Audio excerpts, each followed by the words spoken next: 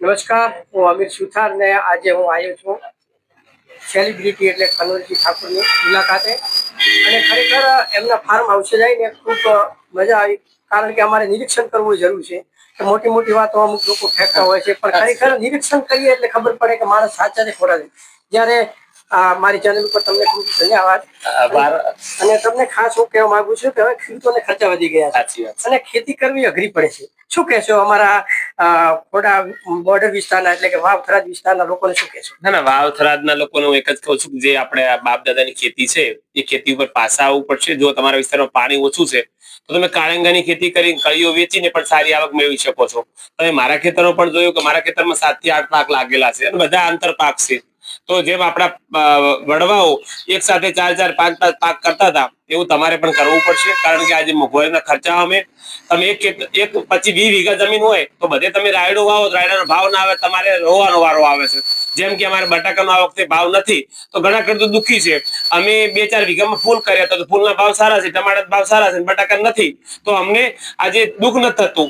એટલે ખરેખર તમે પણ 2-3 પાક સાથે કરો તો હું માનું છું કે તમારા પરિવારના ખર્ચા પણ નીકળી જતા હોય છે. જોડાવા બદલ ખૂબ ખૂબ. તમને મારે એક જ પ્રશ્ન પૂછવો છે. અત્યારે બંધારણનું ઘણું બધું ચાલી રહ્યું, બંધારણ લોકો તોડી રહ્યા છે, તમે શું કહેશો? તમારા પાછળ ઠાકોર સમાજ પછી ઘણા બધા બીજા સમાજો પણ આવ્યા છે અને બંધારણ ઘડ્યું છે, પણ અમુક લોકો આવા બંધારણ તોડતા હોય છે, તો શું કરશો સમાજ માટે? તો અમે તો સમાજ સાથે રહેવું પડે, સમાજ મા બાપ કહેવાય. એટલે હું તો કહું છું જયારે અમને આગળ પણ કહ્યું હતું તમારે બંધારણ તોડવું હોય તો 1 કિલો હોનું લાઈન તોડો અથવા તો 5 કિલો ચોદી લાઈન તોડો. તમે ડીજે વગાડી શું બંધારણ તોડો છો? એટલે ખરેખર સમાજનો જે નિયમ હોય એ બધાએ અનુકરણ કરવું જોઈએ. અને અમે ગૌરવ અનુભવીએ છીએ કે અમારા બંધારણ પછી બીજી 7 સમાજે એનું અનુકરણ કર્યું છે. તો ઠાકોર સમાજના બંધારણનો બધાએ અમલ કર્યો તો અમારે પણ ગૌરવ લેવો જોઈએ, અમારે સમાજે બંધારણનું પાલન કરવું જોઈએ. બીજી સમાજને શું સંદેશો આપશો?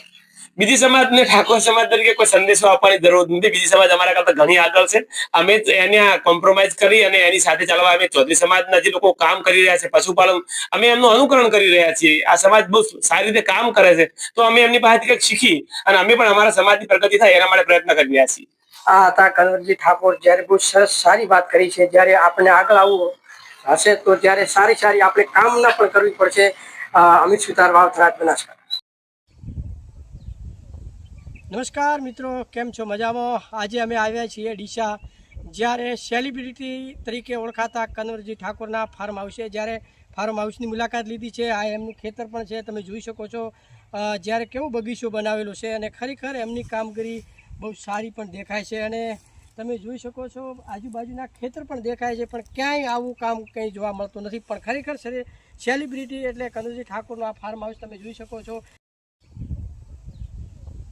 નમસ્કાર મિત્રો, કેમ છો? મજામાં? આજે અમે આવ્યા છીએ ડીસા, જ્યારે સેલિબ્રિટી તરીકે ઓળખાતા કનોરજી ઠાકોરના ફાર્મ હાઉસે જ્યારે ફાર્મ હાઉસની મુલાકાત લીધી છે. આ એમનું ખેતર પણ છે, તમે જોઈ શકો છો.